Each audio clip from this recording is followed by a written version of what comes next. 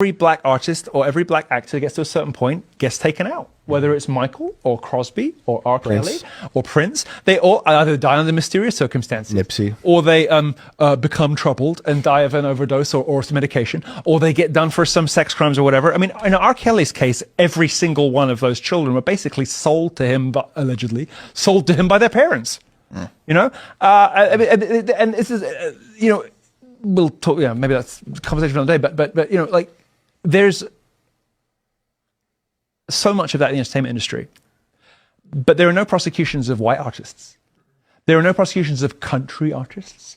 Nobody. Madonna's never got in trouble for her 16-year-old boyfriends. Yeah, why haven't we got Eminem yet? No, where's Eminem? Where's Eminem? Could it have anything to do with this? The country stars you're thinking of. Well, Eminem. Yeah, country stars. Okay, yeah. I'll tell you after the show. No, I mean Eminem woke up one day an angry lesbian, and with very left-wing politics. I wonder why that might have been. Who knows? Who can say? But it's only ever black artists who get their reputations absolutely ripped to shreds in public, get accused of the worst thing that a person can be accused of, right?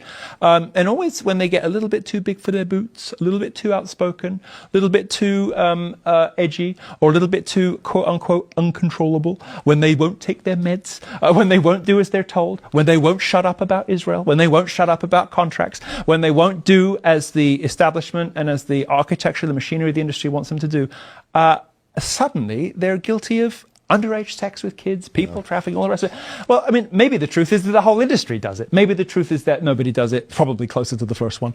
But these selective prosecutions, I'm not a big, like, civil rights, let's defend black people for the sake of it guy. You know, I don't even really care for the music that much. I like Ye as a singular instance because he's an artist in a slightly different league and a different caliber than the rest of them. I don't really listen to the music from the rest of that genre, to be honest with you. But even I cannot deny that the prosecutions are targeted, selective, and gruesomely unfair in the way that they are played out in public, and the manner in which the juries are tainted and poisoned beforehand. But this guy's like on trial, and Netflix decides that. I mean, come on. They murdered Michael Jackson. 100%. And they murdered gave Prince fentanyl. They murdered Michael Jackson after he started talking about Jews.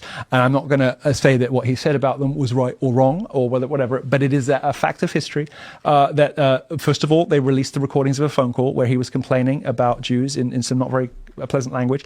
And I think he had a similar problem with Jewish people that sort of universalized to Jewish people in general, which every